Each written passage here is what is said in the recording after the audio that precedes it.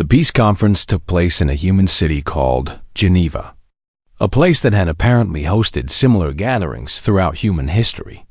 Commander Jan Sora and Supreme Admiral Kale Tovan found themselves sitting in the same room for the first time as something other than enemies. Neither was entirely sure how to feel about it. Dr. Park, Minji, and a council of human leaders served as mediators. They had spent 3 weeks learning everything about both sides of the galactic conflict, studying 60 years of war with the same terrifying efficiency that had allowed them to reverse engineer convergence technology. In days, Sora watched the humans work and felt a deep unease. They asked questions that cut to the heart of disputes their predecessors had failed to resolve for decades. They proposed solutions that seemed obvious. Only after they were spoken, they understood the psychology of species they had just met better than ambassadors who had studied them for lifetimes. How do you do this? Sora asked Dr. Minji during a break in negotiations. How do you learn so quickly? Dr. Minji smiled and explained that humans had spent their entire existence studying each other. They had thousands of cultures and languages and belief systems, and they had been trying to communicate across those differences since before they had written words. Understanding aliens, she said, is just an extension of what we have always done. The negotiations were proceeding well when disaster nearly struck. A convergence captain named Tal Urek had lost his entire family to hegemony attacks 15 years earlier. He had never accepted the idea of peace, and when he learned that his commanders were negotiating with the enemy over a primitive world, something inside him broke. He took his ship and launched a direct attack on a human city called Singapore, hoping to force the convergence back into the war by committing an atrocity that could not be forgiven. The attack failed. Human forces had somehow anticipated the strike.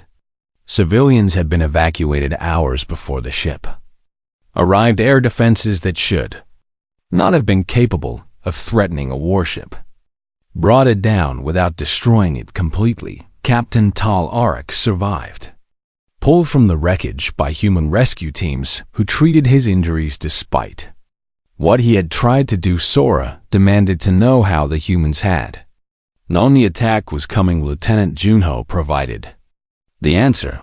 He had been working with human intelligence analysts and had watched them piece together the threat from fragments of intercepted communications, patterns in crew rotations, and psychological profiles of officers with personal grudges. They had predicted Tal Urek's actions 3 days before he made his decision. They see patterns we cannot, Junho said with awe in his voice. They have been watching for threats their entire evolution on their world.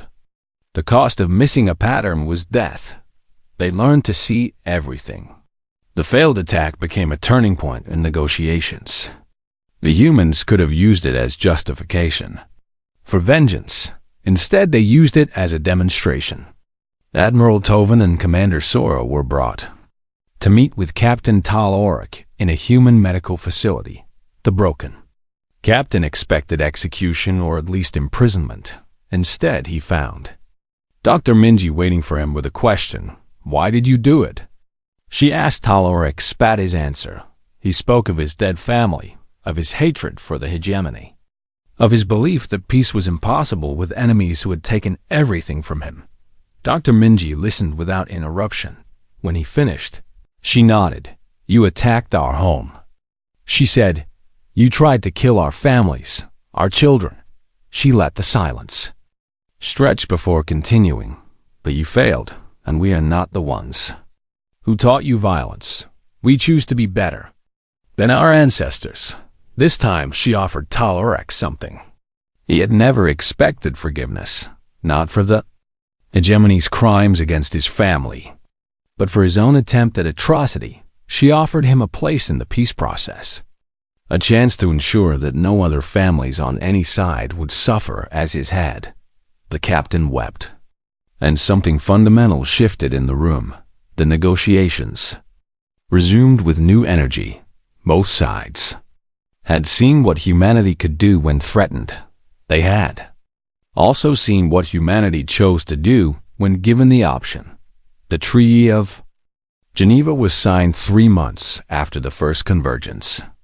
Ships entered Earth orbit. It ended 60 years of warfare and established a framework for peaceful coexistence between the hegemony and the convergence. But the humans were not finished. They proposed the creation of a new galactic council, a body that would mediate disputes before they became wars and ensure that no species would face extinction from conflict.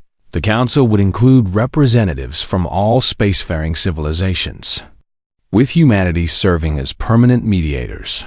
Some questioned why the youngest species should hold such a position.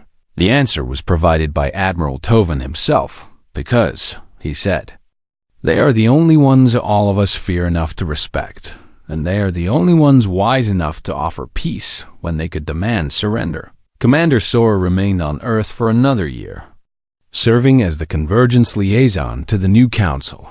She worked alongside Lieutenant Junho and human officers who had become something like friends. One evening she asked Dr. Minji a question that had been bothering her since the beginning. Why did you stay hidden? She asked. Your ancestors walked among the stars and defeated empires.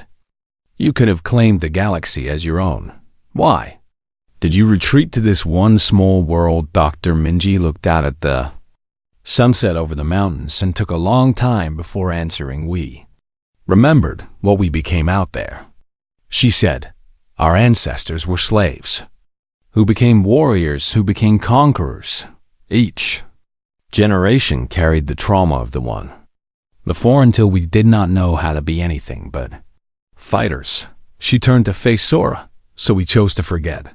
We stayed on our world and built new civilizations and tried to become something better. We taught our children to create instead of destroy, to explore instead of conquer. We hoped that when we finally returned to the stars, we would be ready to do it differently. And are you ready? Sora asked. Dr. Minji smiled. We are about to find out. 1 year later, the restricted zone around Earth was officially dissolved. Every navigation database in the galaxy received an update that replaced the ancient warnings with a simple message. Human space travelers welcome. Come in peace. The final words were unspoken but understood by every species that read them. The alternative to coming in peace was to face a species that remembered everything, forgave only when they chose to, and never, ever stopped. The humans have returned to the stars, not as conquerors or victims, but as something new, something the galaxy had never seen before. Mediators, healers, builders of peace, and guardians who would ensure that the next 60 years brought creation instead of destruction. The war was over. The future had begun. The hegemony fleet emerged from folded space with weapons powered down and shields deactivated. A universal sign of surrender that Commander Yeon Sora had never expected to see from her ancient enemies. Supreme Admiral Kale Tovan was old, even by the standards of his long-lived species. The hegemony leadership typically remained hidden behind layers of bureaucracy and protocol. But Tovan had come personally to this small blue world at the edge of the galaxy. He requested an immediate meeting with both the human leadership and Commander Sora. And despite everything that had happened, both sides agreed. They gathered on a platform floating above one of Earth's great oceans. Dr. Park Minji represented humanity, accompanied by military officers and scientists from dozens of nations. Sora brought Lieutenant Junho and what remained of her command staff. Admiral Tovan came with a small honor guard and the weight of terrible secrets. The Admiral looked at Sora with something that might have been pity. Commander, he said, I do not blame you for what you have done. You did not know, but the hegemony knows. We have always known. Sora demanded an explanation, and Tovan closed his ancient eyes before he began speaking. The hegemony, he explained, was not as old as most believed. It had been founded approximately 12,000 years ago by survivors of a much older civilization. A civilization that had once ruled a quarter of the galaxy. They had possessed technology that modern species could barely imagine. And they had believed themselves to be the rightful masters of all intelligent life. That ancient empire had discovered Earth during what humans called the Stone Age. They had seen a promising species with potential for labor and warfare, and they had begun the process of conquest. The humans fought, Tovin said, but they could not win. Our ancestors had weapons that could crack planets.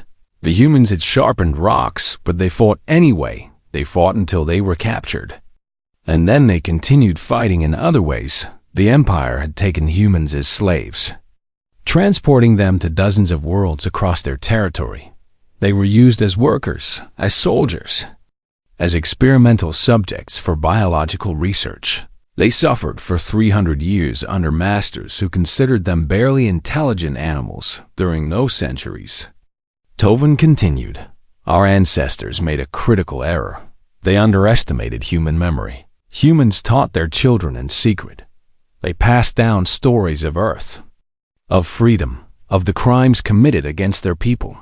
Each generation added to the knowledge, recorded the weaknesses they observed, and waited for the right moment. The rebellion, when it came, was unlike anything the galaxy had seen before. Humans on 100 different worlds rose up simultaneously.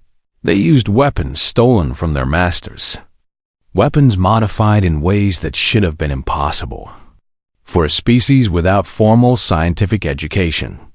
They struck at supply lines and communication networks and leadership, targets with precision that revealed centuries of careful observation. Our ancestors thought they would crush the uprising within a year, Tovin said. Instead, the war lasted for 2 centuries. The humans had learned patience from their captivity. They did not need quick victory. They fought a war of attrition, wearing down their enemies through constant harassment and strategic strikes. When they captured enemy technology, they improved it within months. When they lost battles, they learned from the defeats and adapted. The ancient empire crumbled, not from a single decisive blow, but from 1,000 small wounds that never stopped bleeding. But the humans did not stop when they won their freedom. Tovin said, they pursued the survivors. They hunted down every fleet, every colony, every hidden outpost. Our ancestors fled to the edges of the galaxy, and the humans followed. They followed for generations, parents passing the mission to children, until the last remnants of the empire were destroyed. Admiral Tovin opened his eyes and looked directly at Sora. The hegemony was founded by the few survivors who managed to hide well enough to escape. Notice, we changed our name, our culture, everything that might connect us to our ancestors, and we created the restricted zone around Earth to ensure that no one would ever provoke humanity again. Dr. Minji had been listening in silence. Her expression revealed nothing, but her eyes held ancient recognition. You know this story, Admiral Tovin said to her. Dr. Minji nodded slowly. She explained that humans had their own legends, oral traditions passed down from before written history.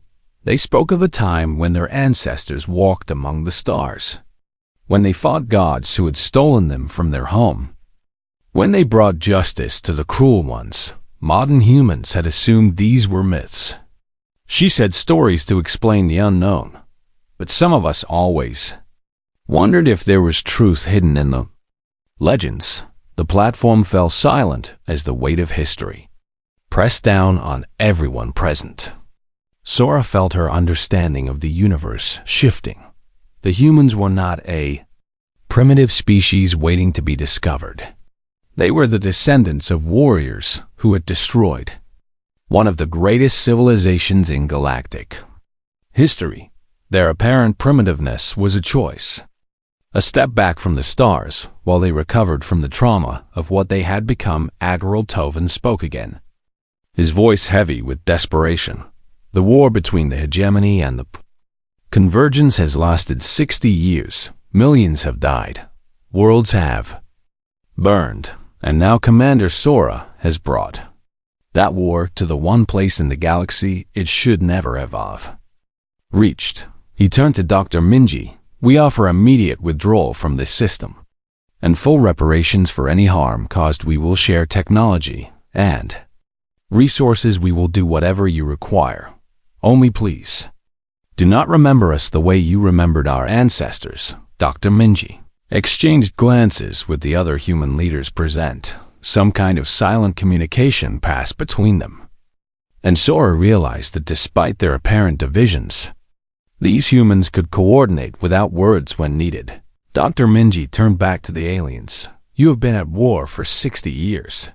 She said, millions dead, worlds burned, and you came here, to our home, bringing your war to our door. She paused and let the silence stretch. We accept your apology, but now you will accept our help. Both Sora and Tovan stared at her in confusion. This war ends, Dr. Minji said, and her voice carried the weight of authority that transcended species, one way or another. The humans were not demanding vengeance or submission. They were offering to solve a problem that the galaxy had failed to solve for 6 decades. Sora did not know whether to feel relief or terror. Perhaps both were appropriate. Commander Yan Sora reviewed the recording that Lieutenant Jonho had transmitted from the Ocean Archive 3 times before she accepted that it was real. The implications terrified her. But she refused to show weakness in front of her crew. She ordered all landing parties to return to the ships immediately and began planning a withdrawal from the system. She was already too late. Reports flooded in from ground. Teams across the planet equipment was failing in ways that made no sense. Power cells drained without explanation. Weapon systems locked up communication. Devices picked up nothing but static, and soldiers were disappearing. Squad leader Talven reported from his position in the Tonne de Dos Mountains that 3 of his soldiers had vanished during a routine patrol. They had simply walked into the trees and never returned. When search parties went looking for them, they found only empty armor with no signs of violence. The humans were learning, Talven said with fear in his voice. They had watched the convergence for 3 days, and now they were taking them apart. Sora ordered an immediate evacuation. But before the landing craft could launch, she received a transmission on a frequency that should have been impossible for humans to access. A face appeared on her display, belonging to a human female with dark hair and calm eyes. She introduced herself as Dr. Park Minji and requested a peaceful dialogue between humanity and the convergence. She spoke in perfect Velthari, which meant the humans had already decoded their language. Sora agreed to meet, planning to use the opportunity to capture this human leader and gain leverage. But she also felt curiosity. She wanted to understand how a primitive species could adapt so quickly. The meeting took place on neutral ground, a small island in the middle of one of the planet's oceans. Sora brought a full security detail, and Dr. Minji came alone. The human woman showed no fear as she approached. She moved with the confidence of someone who knew exactly how dangerous her situation was and had already planned for every outcome. Commander, Dr. Minji said in greeting, I appreciate you agreeing to speak with me. I understand you have been fighting a war for many decades, and I imagine you are very tired of it. Sora studied the human carefully. She was smaller than most Velthari, with soft skin and no visible natural weapons, yet something about her presence commanded attention. The commander asked why the humans wanted to talk instead of fight. They must know they were outmatched technologically. Dr. Minji smiled and said that technology was not the only measure of strength. She explained that in the 3 days since the convergence arrived, human scientists had reverse-engineered the basic principles behind Velthari energy weapons, gravity manipulation, and faster-than-light communication within a week. They would have working prototypes within a month. They would have improved versions. Sora did not believe her. Such rapid advancement was impossible, Dr. Minji pulled a device from her pocket and placed it on the ground between them. It hummed with familiar energy, and Sora recognized it immediately. It was a convergence power cell, modified with human additions, that somehow made it 30% more efficient. We learn quickly, Dr. Minji said. We always have the conversation continued. And Sora found herself increasingly unsettled. The human knew things about convergence, military tactics that were classified. At the highest levels, she understood Velthari psychology better than most Velthari did. She spoke about the war as if she had studied it for years rather than days. How do you know so much about us? Sora demanded. Dr. Minji explained that humans had been listening to galactic communications for over a century. They had detected the restricted zone warnings long ago and had spent decades wondering what they meant when the convergence arrived.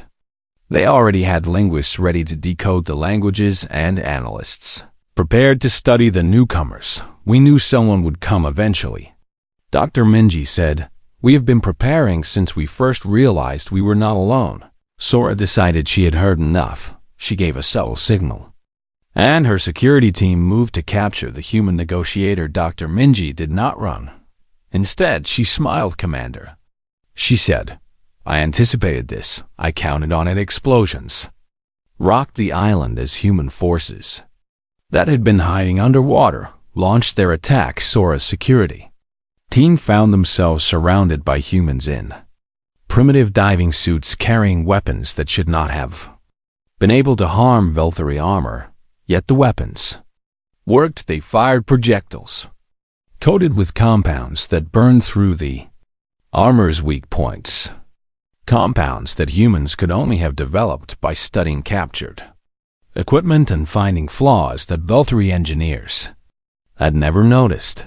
The battle lasted less than 5 minutes. Sora's entire security team was disabled, not killed, and the commander found herself facing Dr. Minji across a field of fallen soldiers. While you were planning to capture me, Dr. Minji said, our people were rescuing every human. You had taken 3 of your ships, have been sabotaged, and cannot pursue us. Your ground forces are surrounded and will be given the option to surrender peacefully. Sora asked how this was possible. 3 days was not enough time to organize such a response. Dr. Minji shook her head. 3 days was more than enough. Humans had spent their entire history fighting each other over resources and territory.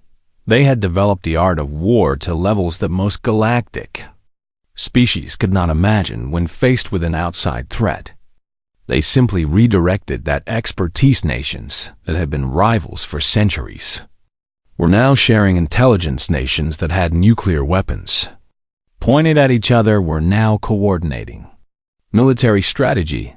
The humans had not needed to build new alliances.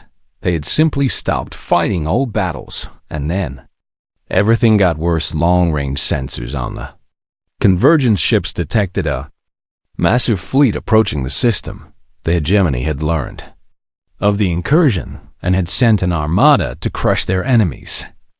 Against this unknown variable, Sora felt despair wash over her.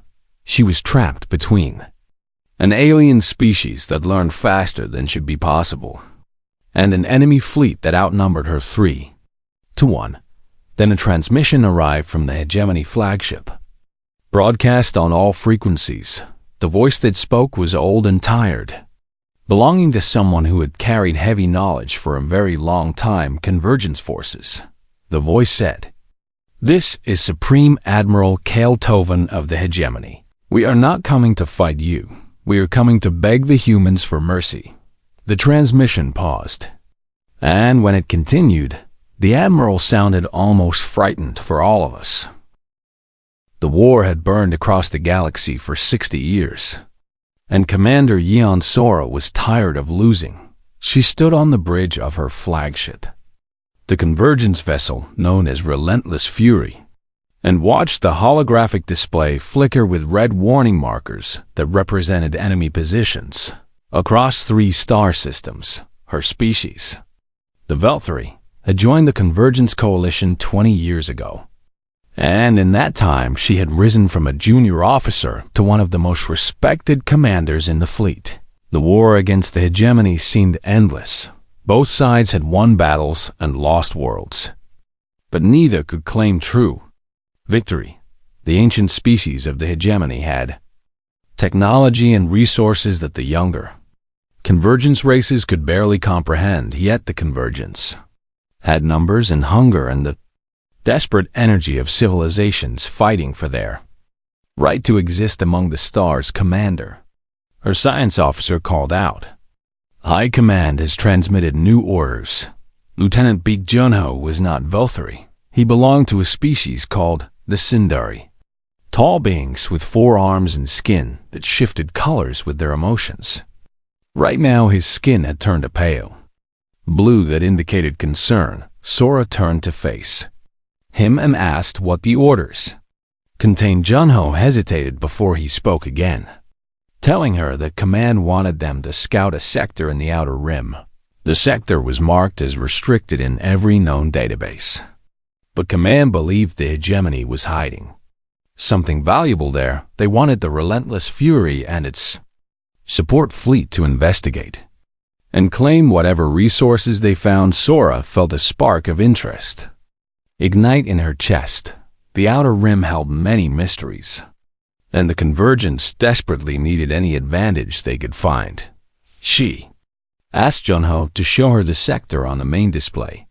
The hologram shifted to reveal a small region of space far from the main battle lines.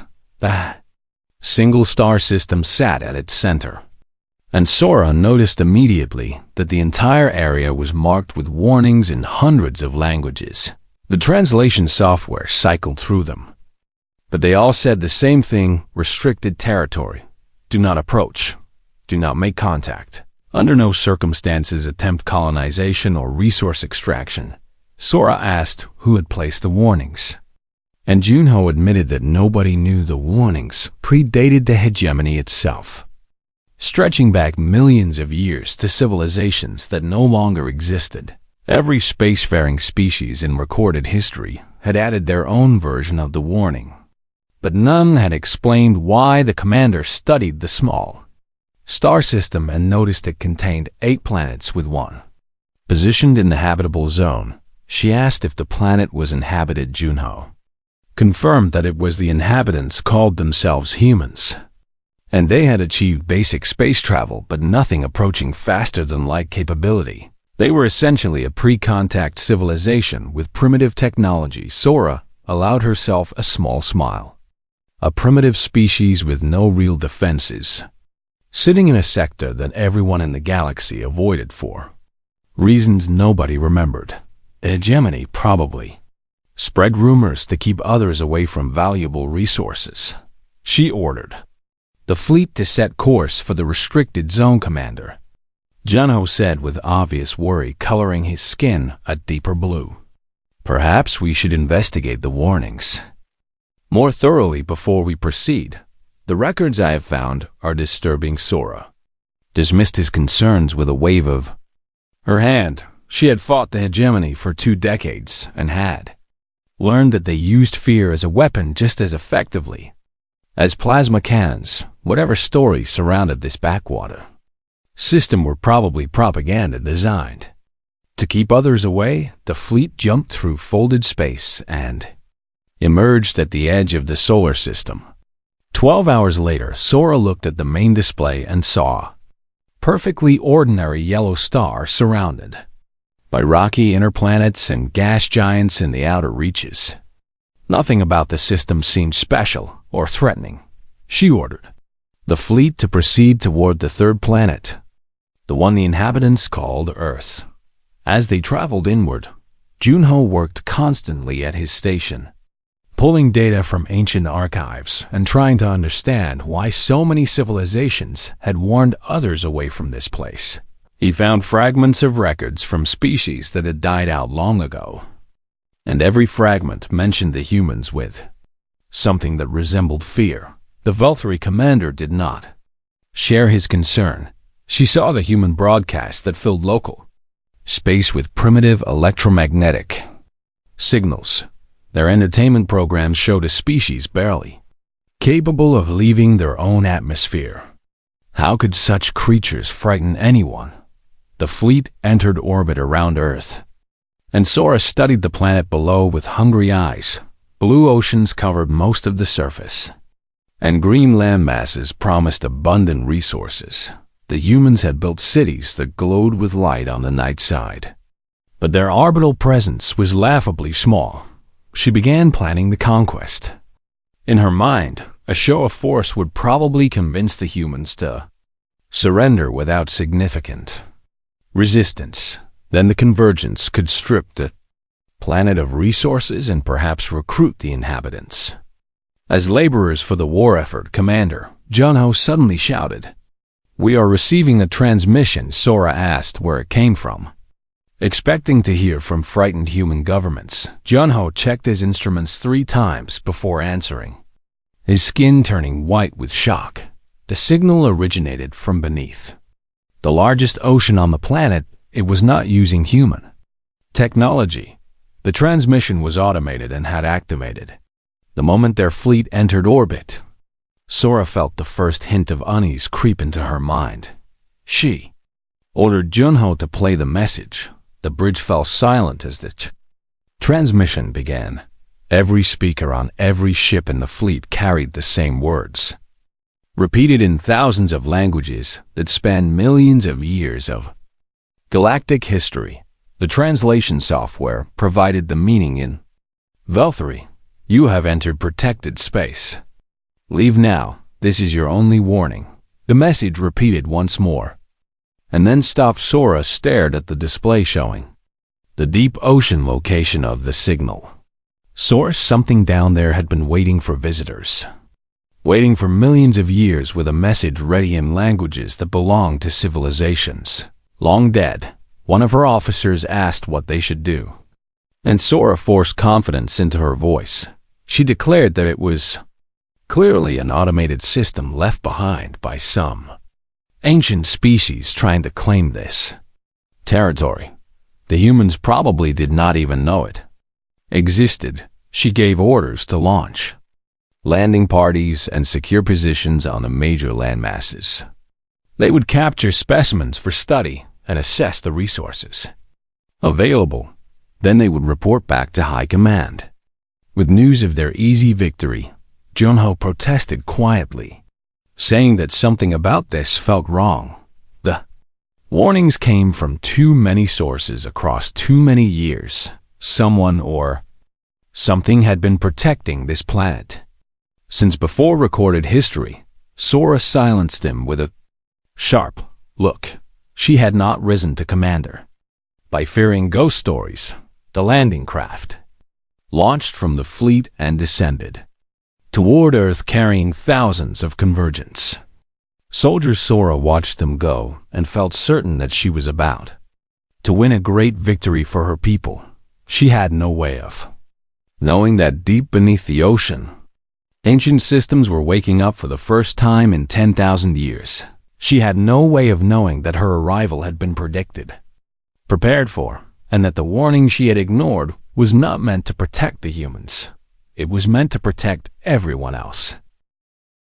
The first landing parties touched down in remote regions far from human population centers, and Commander Yan Sora expected quick reports of successful occupation. Instead, she received confusion. The ground teams had chosen isolated locations specifically to avoid contact with the local population. But humans kept appearing anyway. They did not come with weapons or in military formations. They came with curiosity. Squad leader Tal Ven reported from a mountainous region that the humans who found them did not run away as expected after initial fear. The creatures had started trying to communicate. They used hand gestures and simple sounds. And they brought offerings of food and water. Sora found this behavior incomprehensible. Every other primitive species the Convergence had encountered either fled in terror or attacked in desperation. These humans acted like they had been waiting for visitors. She ordered Talven to capture several specimens and bring them to the ships for study. The squad leader acknowledged and then went silent for nearly an hour when he finally reported again. His voice carried something Sora had never heard from him before. Uncertainty, Commander. Talven said, "The humans we attempted to capture fought back. They did not have weapons that could harm us. But they fought anyway when we subdued them. The others did not flee. They organized. They communicated across vast distances using their primitive technology. Within minutes, thousands of them knew we were here." Sora demanded to know if the squad had maintained control of the situation.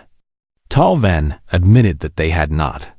The humans had freed the captured individuals and disappeared into terrain that should have been easy to track. They moved like they had been evading predators their entire lives while Sora dealt with these troubling reports. Lieutenant Beat Junho had been pursuing his own investigation. The signal from beneath the ocean called to him in ways he could not explain. Something ancient waited down there, and he needed to understand what it was. He took a small shuttle without permission and descended through the deep water of the largest ocean. The pressure would have crushed most vessels, but Sindari engineering was built for extreme environments. Junho followed the signal source until he found himself approaching a structure that should not exist. It was massive, covering several kilometers of the ocean floor, and it was clearly not human construction.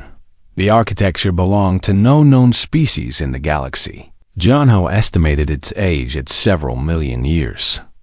Long before humans had even existed as a species, the structure recognized his approach and opened to receive him inside.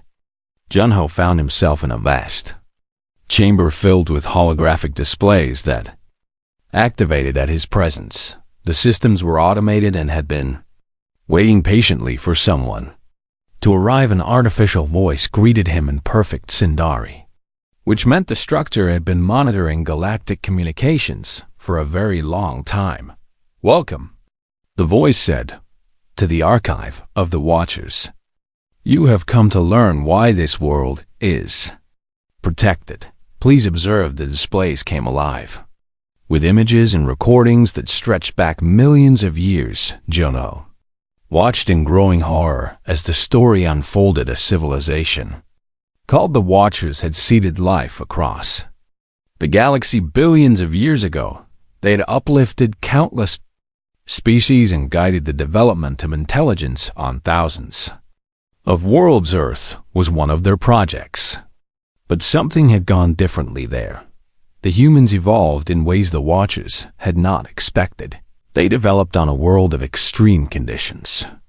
A planet with wild temperature swings, violent weather, dangerous predators, and constant geological upheaval. Other seeded species had been given gentle worlds with stable climates. Humans got a death world, and they thrived. The Watchers observed with fascination as humans adapted to every environment. On their planet, they spread across continents and survived ice ages and volcanic winters. They hunted creatures many times their size and domesticated others. They developed technology at a pace that alarmed their creators. Then, problems began. Other spacefaring civilizations discovered Earth. The Watchers had placed warnings, but some species ignored them. They came to take resources or slaves, and they learned a terrible lesson. Junho watched recordings of ancient invasions. He saw powerful species land on Earth with overwhelming force, expecting easy conquest. The humans fought back with whatever they had, and when they lost battles, they did not surrender. They retreated and learned and adapted. One civilization enslaved early humans for 3 centuries. They took them to other worlds as workers and soldiers. The humans waited. They studied their captors and learned their weaknesses. They taught their children to remember and to hate when the rebellion came. It was coordinated across 100 worlds. Humans who had been born in chains rose up on the same day. Using knowledge passed down through generations, they did not just free themselves. They pursued their former masters across the stars for 200 years. Until that civilization was extinct, the Watchers had watched this happen again and again. Any species that harmed humanity was eventually destroyed, not because humans were stronger or more advanced, but because they never stopped, they never forgot, they never forgave unless they chose to. The artificial voice spoke again, explaining that the Watchers had eventually abandoned the galaxy entirely. They had created something they could not control, and they feared what would happen when humanity finally reached the stars on their own. They left the archive as a warning for others. Junho asked what happened to the civilizations that left humanity alone. The voice replied that those species survived, some even prospered, but they all eventually added their own warnings to the restricted zone. They understood what the humans represented. What was that? Junho asked. The voice paused before answering. Potential. The potential for endless growth and adaptation. The potential for mercy or vengeance, depending on how they are treated. Humans are not inherently good or evil. They become what the universe forces them to become. If the universe is kind to them, they create art and music and spread life wherever they go. If the universe is cruel to them, they become the cruelest thing in existence. Junho thought about the Convergence fleet in orbit. He thought about the landing parties capturing humans and the reports of resistance already spreading.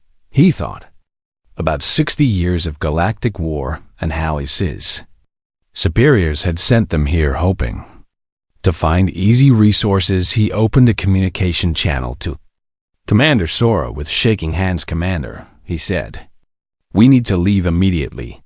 I have found something that changes everything. Sora demanded to know what he was talking about. Junho looked at the final recording still playing on the archive display. It showed a Watcher, ancient and dying, speaking directly to the camera. They are not cruel. The Watcher said, they are not evil, but they do not forget. And they do not stop. We tried to take their children. They followed us for 10,000 years. Junho transmitted the recording to the fleet. Commander, he said, we have made a terrible mistake.